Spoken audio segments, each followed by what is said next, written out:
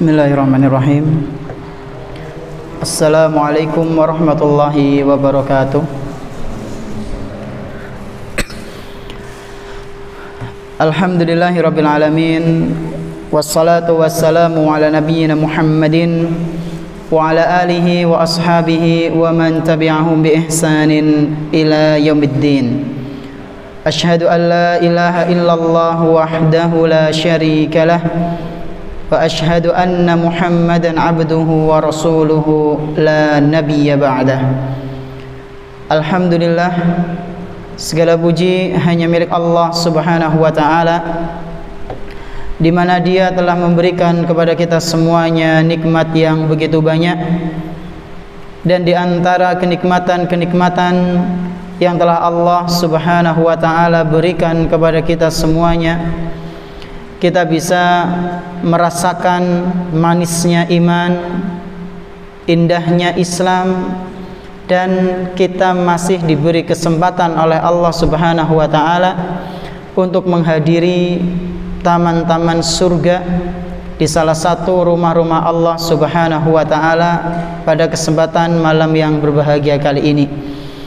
Kita berharap kepada Allah Subhanahu wa taala, semoga apa yang kita lakukan pada malam hari ini bisa kita amalkan dalam kehidupan sehari-hari, kemudian kita ajarkan kepada orang-orang yang kita cintai, sehingga hal tersebut menjadi bekal amal soleh kita kelak ketika berjumpa dengan Allah Subhanahu wa taala di hari akhir nanti.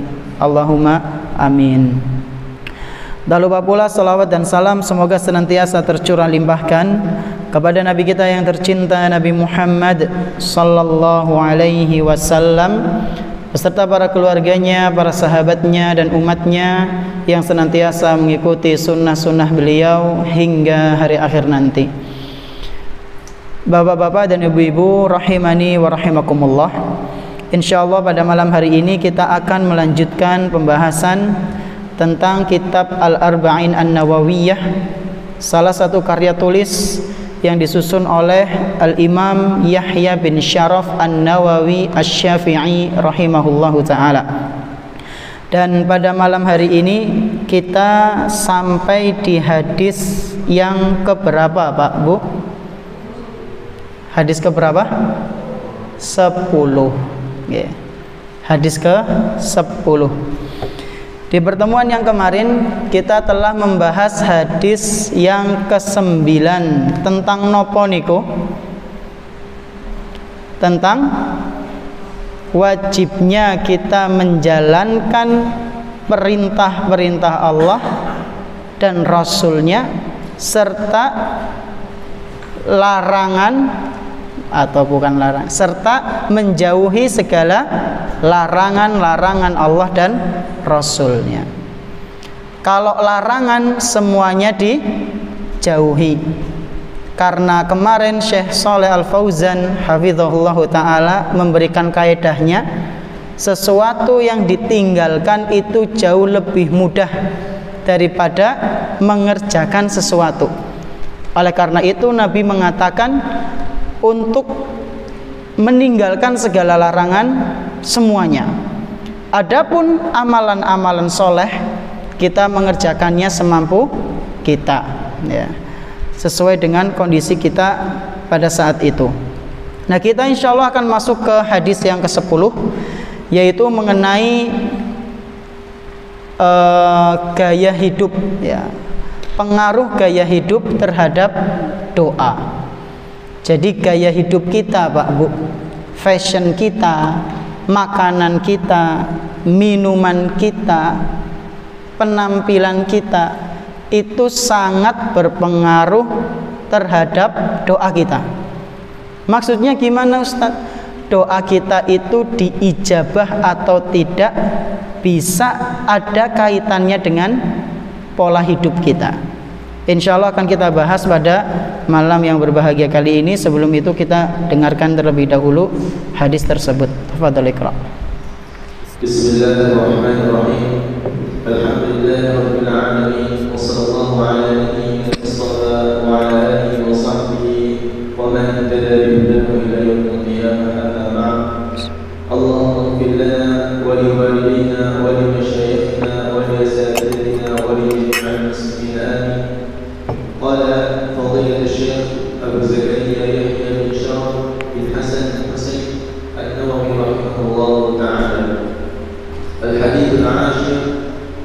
عن أبي هريرة رضي الله عنه قال قال رسول الله صلى الله عليه وسلم أيها الناس إن الله طيب لا يقبل إلا طيبا وإن الله أمر المؤمنين بما أمر به المرسلين فقال تعالى يا أيها الرسل كلوا من الطيبات واعملوا صالحا إني بما تعملون عليم وقال تعالى يا أيها الذين آمنوا كلوا من الطيبات ما رزقناكم ثم ذكر الرجل يطيل الستر أشعث أغبر يمد يديه إلى السماء يا ربي ومطعمه حرام ومشربه حرام وملبسه حرام وغذي بالحرام فأنى يستجاب لذلك رواه مسلم. Baik, jazakallahu khairan. Hadis yang ke-10 ini dibawakan oleh Imam An-Nawawi dan beliau menukil atau mendapatkan hadis ini yaitu dari riwayat dari riwayat sahabat Abu Hurairah radhiyallahu anhu, bahwasanya dari Abu Hurairah radhiyallahu anhu Rasulullah sallallahu alaihi wasallam pernah bersabda. Abu Hurairah itu nama aslinya sinten, Pak? Bu. Panjenengan sering mendengar kata Abu Hurairah. Jelas sering, karena beliau adalah salah seorang sahabat yang paling banyak meriwayatkan hadis. Nama aslinya sinten? Abdurrahman bin Sakhr. Masya Allah, radhiyallahu anhu. Kenapa kok dijuluki Abu Hurairah? Hurairah, kucing. Kenapa karo kucing? Senang kucing, iya betul. Disebutkan dalam kitab Ashabur Rasul karyanya Syekh Al-Misri, ya, Mahmud Al-Misri, hafizahullah taala. Di situ beliau membawakan riwayat. Jadi ketika itu Abu Hurairah radhiyallahu anhu disuruh sama bapaknya untuk menggembala kambing. Dan usianya masih belia pada saat itu. Bukannya menggembala kambing, malah dolanan karo kucing. Ya. Jadi saking senangnya dengan kucing. Ya. Ini orang tuanya mana? Ini orang tuanya kucing mana? Ya kamu itu orang tuanya, Abu Hurairah. Karena senang apa? Kucing, dapat julukan Abu Hurairah. Ya. Dalam riwayat lain beliau kurang suka Abu Hurairah, lebih suka Abu Hir, ya, sama kucing tapi kucing laki-laki, ya, Abu Hir. Tapi ala kulli hal itu mengenai kisah asal usul kenapa kok Abu Hurairah. Nah, panjenengan berarti yang punya kelangenan, ya, kelangenan itu napa? Kesenengan, ya. Hati-hati panjenengan bisa dapat kunyah atas kesenangannya panjenengan. Sing seneng mancing Abu Samak monggo. Ya. Atau yang suka dolanan darah, ya, Abu nah, jadi itu bisa jadi kunyah. Tapi ya yang lebih bagus sama anaknya aja, Abu Fulan atau siapa nama anaknya. Nah, bahwasanya Rasulullah SAW pernah bersabda, ayyuhan nasu innallaha thayyibun la yaqbalu illa thayyiban. Wahai manusia, ini kata siapa? Nabi SAW. Wahai manusia, sesungguhnya Allah Subhanahu wa taala thayyibun. Thayyib niku artinya apa? Baik, bagus. Sesungguhnya Allah Subhanahu wa taala itu thayyib, Allah itu bagus, Allah itu baik. La yaqbalu illa thayyiban, dan Allah itu enggak akan nerima sesuatu kecuali sesuatu itu baik. Jadi Pak Bu, rahimani wa rahimakumullah, Allah Subhanahu wa taala itu tidak akan menerima sesuatu kecuali sesuatu itu baik. Berarti kalau sesuatu itu buruk diterima mboten sama Allah? Diterima mboten? Mboten. Sesuatu yang baik itu apa saja, Ustaz? Banyak. Dan di sini baik itu sekurang-kurangnya dua macam. Ya, mencakup dua hal. Sekurang-kurangnya apa? Mencakup dua hal. Sebagaimana keburukan nanti. Baik zatnya dan juga proses mendapatkannya. Yang pertama apa? Baik secara zatnya. Maksudnya baik secara zatnya itu gimana, Ustaz? Contohnya makanan. Makanan apa yang baik? Ya buah-buahan, daging, ya. Daging sapi, daging kambing, daging unta, napa malih? Ayam, bebek, kelinci boleh enggak? Boleh. Enak kok.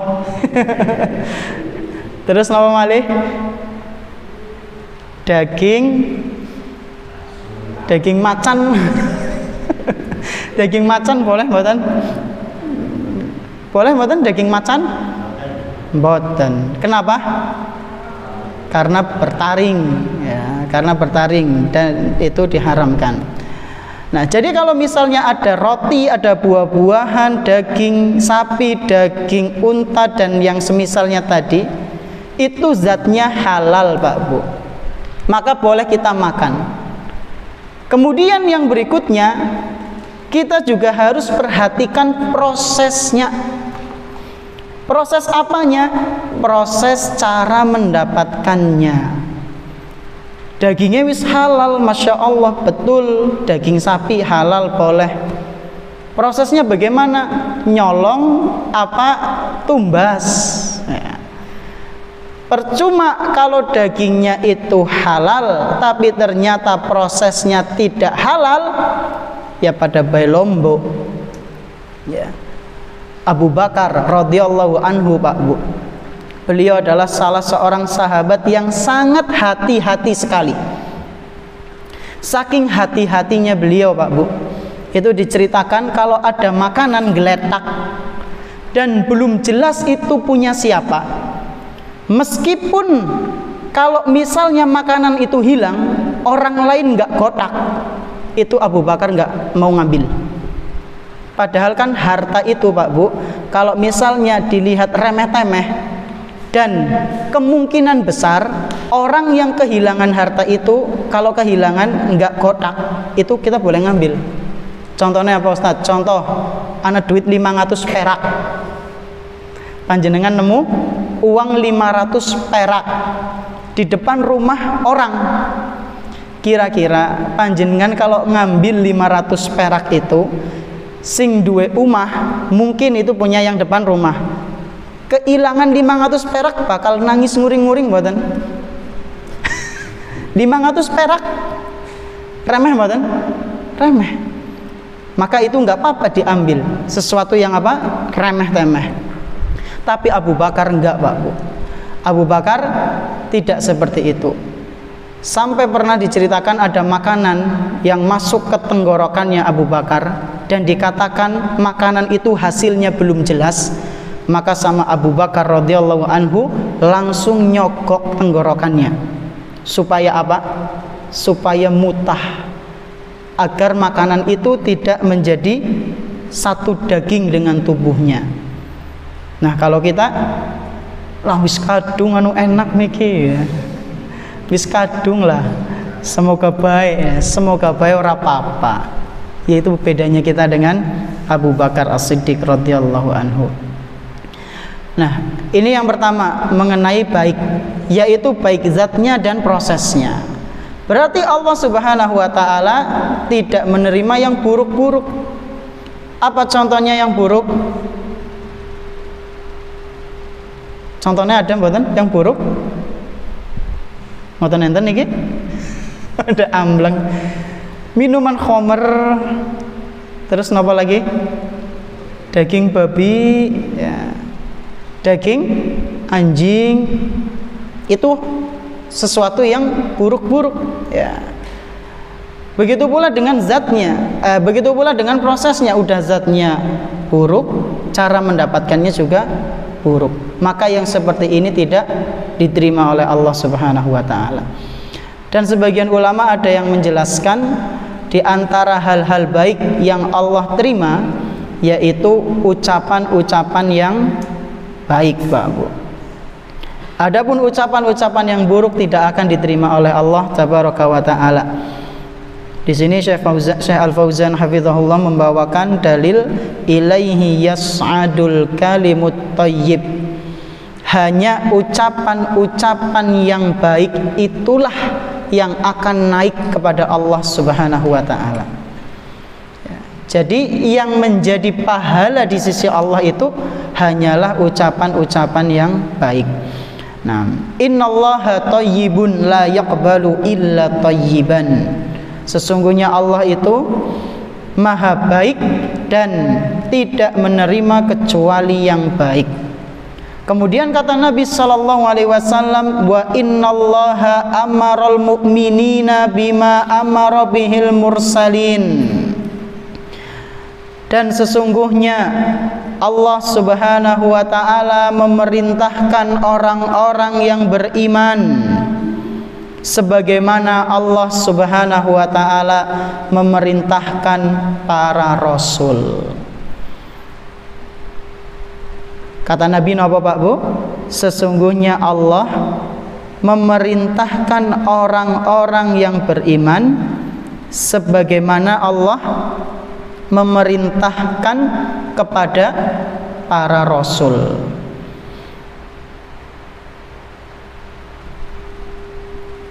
Ini menunjukkan Pak Bu, hadis ini menunjukkan kepada kita bahwasanya orang-orang yang beriman dan para rasul itu sama-sama mendapatkan perintah dan juga sama-sama mendapatkan larangan.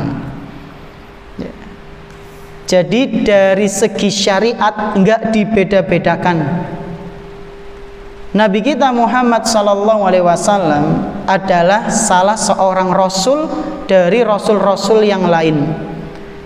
Tapi kemudian bukan berarti ketika Muhammad bin Abdullah sallallahu alaihi wasallam diangkat menjadi rasul kemudian meninggalkan sholat. Lah wong apa sholat nyong kan wis rasul. Kok bae umate nyong sing pada sholat? Enggak seperti itu. Jadi mereka para rasul pun diperintahkan oleh Allah Subhanahu wa taala.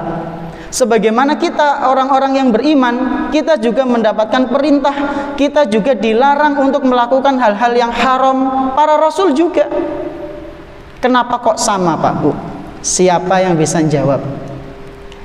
Kenapa kok orang-orang istimewa itu, para rasul, para nabi, dan orang-orang yang beriman sama-sama mendapatkan perintah dari Allah untuk melakukan ketaatan, sama-sama disuruh menjauhi larangan-larangan yang diharamkan oleh Allah. Kenapa kok sama-sama? Kenapa kok Rasul enggak dibikin santai saja sama Allah? Ibadah yang ngono, orang yang ngono, kenapa? Ada yang bisa jawab?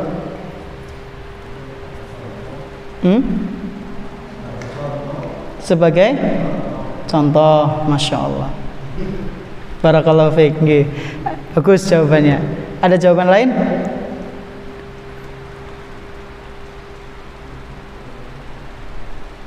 Kenapa Nabi Muhammad disuruh sholat padahal dia kan Rasul? Pada karo dewek ya disuruh sholat berarti sama-sama apa?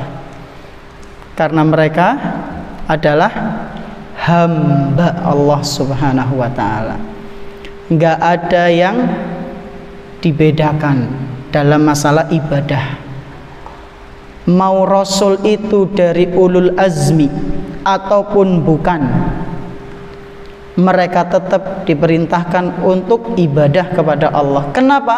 Karena mereka adalah hamba Allah. Hamba itu sih artinya nopo? Bahasa Mandan kasare. Hamba niku artinya apa? Budak, Pak Bu. Hamba itu bahasa mandan alus ya. Abdun itu artinya adalah budak. Jadi kita itu adalah budaknya Allah Subhanahu wa taala. Demikian pula para rasul dan para nabi, dalam masalah ibadah mereka tetap disuruh untuk beribadah kepada Allah dan kepada Allah Subhanahu wa taala, yaitu para rasul dan para nabi. Ya. Jadi keliru kalau ada orang mengatakan kenapa gurune kok ora salat? Lah gurune nyong kan anu wis wali ya. Gurune nyong wis wali dadi ora perlu salat karo koko pada. Salate nang ndi? Nang Mekah. Ya, Masya Allah. Rumahnya di Banyumas tapi salat jamaah nang Mekah. Allahu Akbar ya. Nyaingi Rasulullah sallallahu alaihi wasallam. Ya. Kalau Rasul itu diisrokan ke Sidratul Muntaha, ini ke Mekah. Tapi ya tetap ngawur lah, nggak ada yang seperti itu Pak Bu. Ya. Sewali-walinya panjenengan tetap disuruh untuk menunaikan sholat. Dan sewali-walinya panjenengan itu harus waras. Jangan sampai tidak waras. Ya. Rasulullah SAW adalah manusia paling wali di muka bumi ini. Tapi beliau bukanlah manusia yang gila. Beliau bukan juga manusia yang meninggalkan syariat yang katanya sudah fana gitu. Tetap beliau menjalankan syariat. Nah, jamaah rahimani wa rahimakumullah, di antara bentuk perintah yang sama yang Allah Subhanahu wa taala perintahkan kepada orang-orang yang beriman dan para rasulnya adalah ketika mengonsumsi makanan. Ketika apa? Mengonsumsi makanan. Faqala, kemudian Rasulullah sallallahu alaihi wasallam membawakan sebuah dalil ya, bahwasanya orang-orang yang beriman dan juga para rasul itu diperintahkan dengan perintah yang sama ketika mengonsumsi makanan. Kata Allah Subhanahu wa taala, ya ayyuhar rusul, wahai para rasul, kulu minat thayyibati wa'malu salihah. Wahai para rasul, kalian makanlah makanan yang baik. Wa'malu salihan, dan kalian beramal solehlah. Inni bima ta'maluna alim. Kemudian kata Allah, sungguh aku ini tahu apa yang kalian kerjakan. Ini dalam Al-Quran surat Al-Mu'minun ayat ke-51. Jadi para rasul diperintahkan untuk memakan makanan yang baik. Demikian pula dengan orang-orang yang beriman.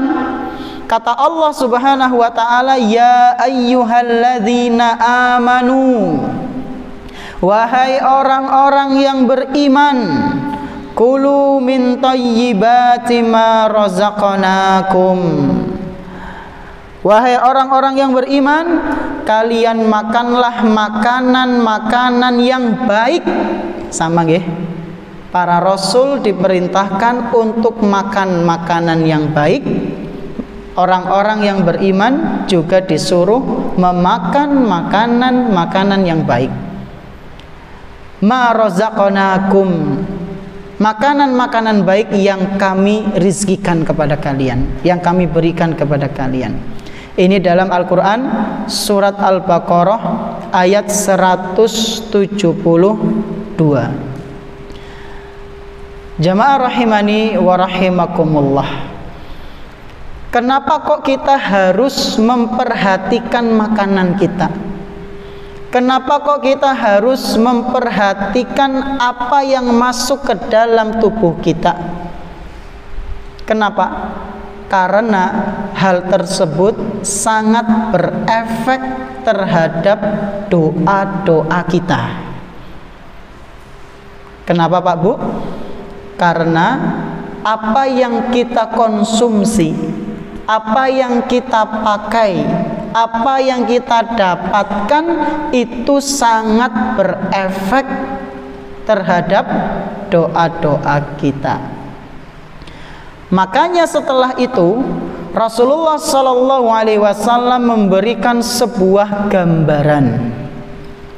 gambaran tentang orang yang berdoa tapi doanya tidak dikabulkan oleh Allah Subhanahu wa taala. Di antaranya adalah karena dia kenyang dengan sesuatu yang haram. Dia kenyang dengan sesuatu yang tidak dihalalkan oleh Allah Subhanahu wa taala dan Rasulnya sallallahu alaihi wasallam. Kata Nabi sallallahu alaihi wasallam, "Summa dzakara ar-rajula yutilus safar." Kemudian Rasulullah sallallahu alaihi wasallam menyebutkan tentang seseorang yang dia melakukan perjalanan jauh, yutilus safar. Dia melakukan perjalanan jauh. Ash'atha akbara yamuddu yadaihi ila as-sama'i. Dan orang yang safar ini ash'atha itu rambutnya kucel Pak Bu, kusut rambutnya ya. Secara umum kan seperti itu. Orang yang safar ya rambutnya biasanya nggak rapi gitu ya, kusut. Apalagi zaman dulu belum ada pesawat, belum ada mobil, kendaraan. Ya, ini kalau yang rambutnya gondrong ya.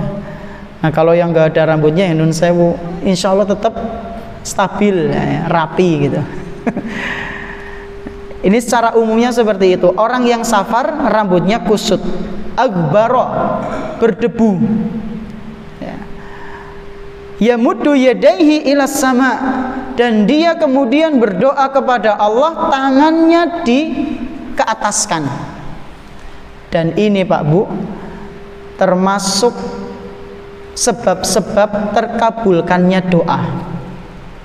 Jadi orang ini berdoa dengan membawa beberapa sebab yang bisa mengabulkan doa dia ya, atas izin Allah Subhanahu wa taala. Jadi di antara waktu doa kita mustajab itu ketika safar. Di orang ini ada tidak? Ada. Yutilus safar. Orang ini dalam perjalanan yang panjang. Satu, sebab doa terkabul ketika safar. Sebab yang kedua, ash'as, yaitu kusut ya, rambutnya kusut. Kemudian akbar, berdebu. Ini menunjukkan tentang kerendahan dia menghadap Allah Subhanahu wa taala ya. Kemudian yang berikutnya adalah yamuddu yadaihi ilas sama. Dan di antara bentuk adab dalam berdoa ya, dan itu termasuk salah satu penyebab terkabulkannya doa adalah tangan dikeataskan Pak Bu ya. Bahkan Nabi SAW pernah berdoa sampai nuwun sewu ketiak beliau kelihatan ya. Tapi itu sebagian ulama menjelaskan untuk suasana yang genting ya, atau hajah yang besar seperti lagi perang, kemudian kemarau panjang, itu disunahkan kita berdoa apa? Tangannya ke atas. Nah kalau sering antara adzan dan iqamat ya nggak perlu sampai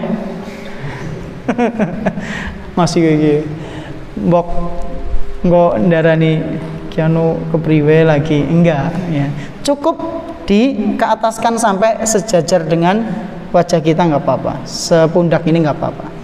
Adapun yang ditinggikan itu ketika apa? Lagi suasana genting ya. Nanti kalau ada orang berdoa ke atas gini, loh ngapain mas tangannya ke atas? Loh kan sunnah ya, sunnah, orang ngerti apa ya. Panjenengan sampaikan secara baik-baik. Mas Nun Sewu itu ketika suasana lagi genting, lagi hajah yang besar ya. Kalau biasa doa ya nggak usah seperti itu. Cukup secara sederhana saja ngangkatnya. Nah, ini termasuk salah satu sebab terkabulkannya doa. Kemudian dia juga membawa sebab yang lain. Ya Rabbi, ya Rabbi. Dia menyebut nama Allah Subhanahu wa taala. Jadi sekurang-kurangnya ada 3 sebab Pak Bu, yaitu safar, kemudian ngangkat tangan, dan juga menyebut nama Allah Subhanahu wa taala. Ya Tuhanku, ya Tuhanku. Akan tetapi Pak Bu, meskipun orang ini membawa 3 sebab doanya terkabulkan, akan tetapi sebab-sebab ini tidak ngefek. Loh, kok bisa? Karena kata Nabi sallallahu alaihi wasallam, wa mat'amuhu haram wa mashrabuhu haram wa malbasuhu haram wa ghudhiya bil harami fa anna yustajabu lidzalik. Kenapa kok doanya enggak dikabulkan? Kenapa kok doanya enggak diijabah oleh Allah Subhanahu wa taala? Kata Nabi sallallahu alaihi wasallam, makanannya itu haram, minumannya juga haram, pakaiannya juga haram. Dia perutnya kenyang karena sesuatu yang haram.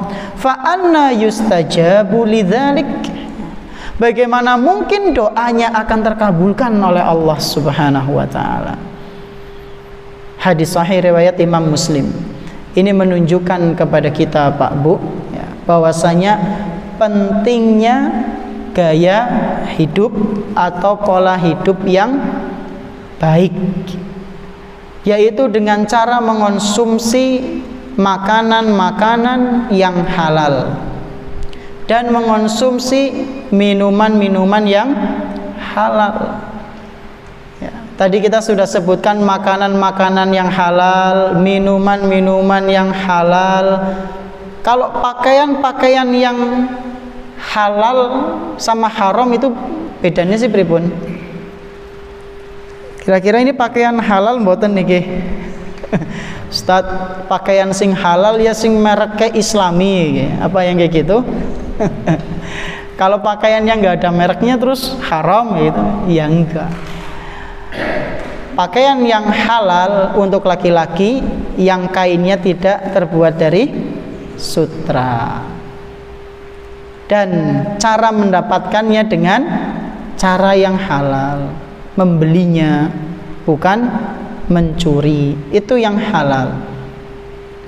Pakaian untuk perempuan yang halal ya yang menutup aurat, dan nutupnya nggak cuma nutup, bener-bener nutup gendawun sewu, jangan sampai terlihat lekak-lekuk tubuhnya. Kemudian kenyang dengan sesuatu yang haram. Nah, sesuatu yang mengenyangkan niku napa sih? Panjenengan kalau lapar makan apa? Nasi. Nasi tok sing gawe kenyang. Apa analiane? Cemilan. Terus napa malih? Mantan malih mboten? Dah cuma cukup nasi? Nek udut gawe kenyang mboten niku. Nah, saya pernah dengar itu dulu di tempat saya ada orang ya sampai mengatakan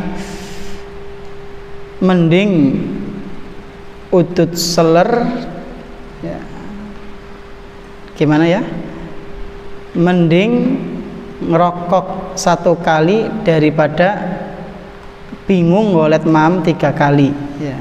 Jadi menurut dia itu rokok 1 ler 1 batang sama dengan 3 piring ya. Jadi bisa bikin kenyang. Napa nggih? Kadang. Wa syahida syahidu min ahliha. Kadang ya.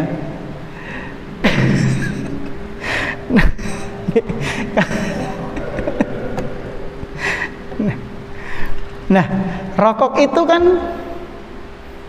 berarti jenisnya apa? Kalau disebutkan kan tadi mat'am itu makanan, masyrab itu minuman. Nah, rokok niku napa? Isapan. Isapan. Masuknya ke jenis napa rokok? Masuknya ya, kita lihat ke bahasanya. Bahasa Arabnya rokok itu apa bahasa Arabnya rokok? Santri? Hah? Dukhon tok, dukhon itu asap. Apa? Apa Zaki?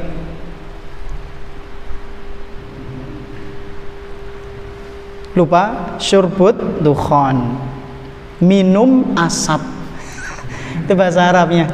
Dari kata syurbut dukhon ya. Minum asap, ngisap ya. Berarti masuknya ke minuman mungkin ya. Wallahu a'lam bishawab. Nah, tinggal hukumnya itu ya, hukumnya ya. Kira-kira masuk yang toyib atau bukan itu? Ya, yang toyib atau bukan itu? Pak Tohir.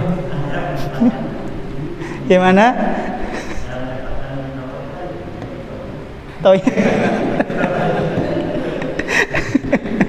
Cara mendapatkannya toyib nggih, masya Allah. Berarti toyibnya nambah setengah nggih. Setengahnya durung nggih. Ya, walau alam bisawab. Ya, saya sering pesan ke anak-anak ya, ke santri itu. Misalnya ada perbedaan di antara para ulama ya, tentang ini boleh, tentang itu nggak boleh ya, dan kita masih bingung untuk menentukan hukumnya karena sebagian ada yang mengatakan haram, sebagian ada yang mengatakan sunnah ya orang mungkin mubah ya, ada juga yang makruh. Maka cara yang insya Allah paling terbaik adalah ketika kita ingin mengambil hukum itu, kita masukkan ke dalam benak kita bayangan, gambaran bagaimana nanti ketika kita menghadap Allah mempertanggungjawabkan hukum yang kita pilih ya. Insya Allah itu akan lebih membuat kita bijaksana ketika mengambil hukum. Kira-kira saya mengambil hukum ini ya, khomer ini haram apa mubah ya. Lah nyong milih mubah bae lah, ora apa-apa lah nginum lah. Bismillah iki. Nggo anget-anget kok ya. Kan ora apa-apa nek seperti tok deh. Bismillah misalnya. Nah, panjenengan harus hadirkan pada diri panjenengan kira-kira ya, keputusan panjenengan mengambil hukum bahwasanya khamr itu halal nanti bisa dipertanggungjawabkan tidak di hadapan Allah Subhanahu wa taala. Kalaupun kita khawatir nggak bisa, maka lebih baik kita tinggalkan ini khamrnya. Daging babi kan wis di apa itu namanya? Fermentasi apa? Ya. Kan katanya daging babi haram karena ada cacing pitanya. Loh, cacing pitanya wis dihilang lagi ya, berarti halal mbok. Ya. Nyembelih nganggo bismillah. Ya. Dan yang nyembelih orang muslim berarti halal ya. Nah, ini kan syubhat lagi. Ya, kita sudah bahas waktu itu syubhat. Perkara yang samar ya. Ada yang mengatakan boleh, ada yang tidak. Maka ketika kita mau mengambil keputusan tadi, hadirkan pada diri kita fitrah kita, hati nurani kita, ini kira-kira menyelamatkan enggak ya nanti di akhirat ketika kita akan menghadap Allah Subhanahu wa taala, ditanya mengenai hukum yang kita pegang ya. Dengan demikian insya Allah kita akan lebih bijak dalam menyikapi hukum yang masih simpang siur di kalangan kaum muslimin. Nah, jamaah sekalian rahimani wa rahimakumullah, ini mengenai hadis yang ke-10, yaitu hadis tentang pentingnya kita menjaga makanan, kemudian minuman, dan juga pakaian-pakaian yang kita kenakan dalam kehidupan sehari-hari, ya. Kemudian kita perutnya juga harus perhatikan, kira-kira kenyang karena apa? Kenapa itu semua harus diperhatikan? Karena ini bisa sangat ngefek ke doa-doa kita. Oleh karena itu jangan buru-buru suudzon, jangan buru-buru buruk sangka kepada Allah Subhanahu wa taala. Nyong awit biyen doa deneng ora tahu dikabul-kabulkan, ya. Saya dari dulu minta kepada Allah Subhanahu wa taala A B C D, kok yang dikabulkan cuma satu ben ora sempurna gitu. Tidak sesuai dengan harapan, ya. Kenapa ya? Maka kita harus napa Pak Bu? Introspeksi diri kita, muhasabah diri. Kira-kira apa yang menyebabkan doa kita itu tidak dikabulkan atau belum dikabulkan, ya. Ya diantaranya karena konsumsi-konsumsi yang diharamkan oleh Allah dan Rasulnya Sallallahu Alaihi Wasallam. Ustaz, tapi nyong pengen dongane dikabulna ya. Meskipun nyong ora sholat, ya. Meskipun saya mengonsumsi hal-hal yang dilarang, saya juga minum khamr, ya. Tapi deneng aku dikabulna, ya. Saya enggak sholat, tapi deneng doaku dikabulkan. Saya pernah diceritai sama teman saya Pak Bu, teman asli, teman benar-benar teman sebaya, ya, waktu itu. Jadi dia cerita ke saya, semua keinginannya itu katanya dikabulkan. Dia cerita dengan senangnya, ya. Apapun yang dia bayangkan itu dikabulkan oleh Allah Subhanahu wa taala. Nembe batin dikabulkan. Sampai dia cerita ke saya, "Nu, ya, nembe bae wingi. Aku ke ngebatin kerja nek ana motor kayaknya enak temen ya. Kerja nek ana motor enak temen ya. Ngisuke boseng wei motor ming aku." Masya Allah ya. Wali ke. Nembe batin langsung terkabul. Terus wingi aku pengen kiye dikabulna juga. Aku pengen kiye dikabulna juga. Pokoknya cerita panjang banget sampai pada waktu Isya muadzin mengumandangkan azan. Pada saat itu anak ajak dia ke musola, karena depan rumahnya musola. Anak ajak dia ke musola, azan, yuk sholat isya disit, lanjut taraweh, karena pada saat itu pas bulan Ramadan. Jawabannya apa?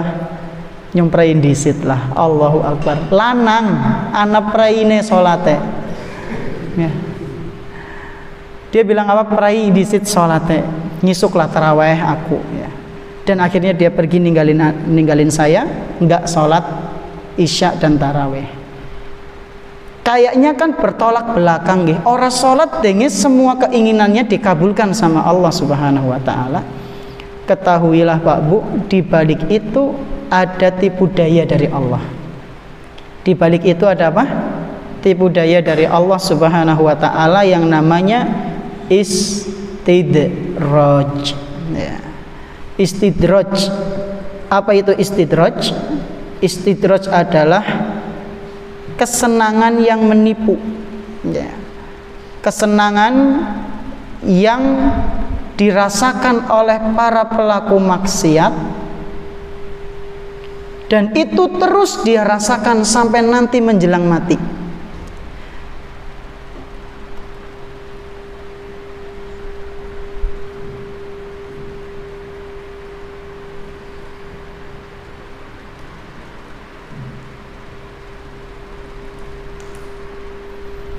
Dan ini disebutkan oleh Allah Subhanahu wa taala Pak Bu dalam Al-Qur'an,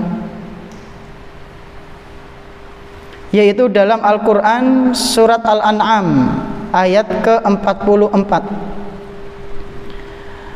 Jadi kata Allah Subhanahu wa taala, orang-orang yang berbuat maksiat, meninggalkan kewajiban-kewajiban Allah, ya, dan dia merasa bahagia di atas kemaksiatannya itu, maka Allah akan bukakan seluruh pintu kenikmatan. Falamma nasu ma dzukiru bih fatahna 'alaihim abwaaba kulli syai'.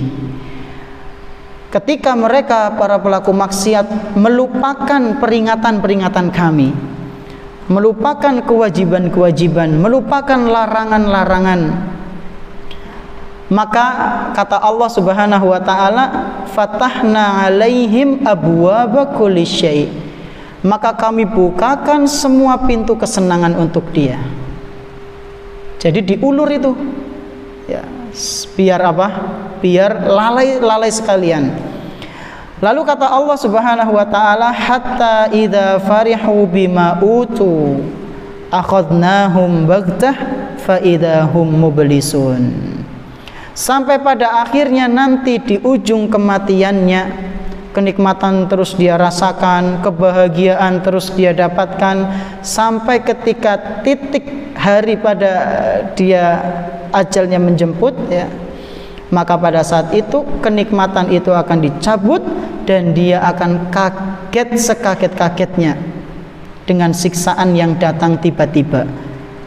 Kita saja kalau lagi ngerti seneng, ya, medang kopi isuk-isuk, ya, santai karo cemilan, ngerti anak gempa, analisus, ya, kaget mboten? Kaget. Ada angin puting beliung, tiba-tiba hujan besar, padahal tadi lagi nyantai, lagi senang, tiba-tiba ada bencana besar. Demikianlah sedikit gambaran mengenai orang-orang yang dia lalai, ya, kemudian dia berada dalam kenikmatan, ya, kalau dia tidak sampai ingat kembali kepada Allah Subhanahu wa taala, maka akan ada sesuatu yang mengagetkan dia, karena selama ini dia berada di atas kenikmatan. Semoga kita bukan termasuk dari orang-orang tersebut, ya, dan Allah Subhanahu wa taala semoga senantiasa membimbing kita di jalan kebenaran, kemudian mengamalkan ilmu yang kita pelajari, dan memaafkan segala kekhilafan kita, kesalahan kita atas perbuatan-perbuatan yang kita lakukan di setiap harinya. Mungkin ini yang bisa kami sampaikan. Mohon maaf atas segala kekurangannya. Terima kasih atas perhatiannya. Subhanakallahumma bihamdik, asyhadu an la ilaha illa anta, astaghfiruka wa atubu ilaik. Wassallallahu ala nabiyyina Muhammadin wa ala alihi washabihi ajma'in. Wassalamualaikum warahmatullahi wabarakatuh.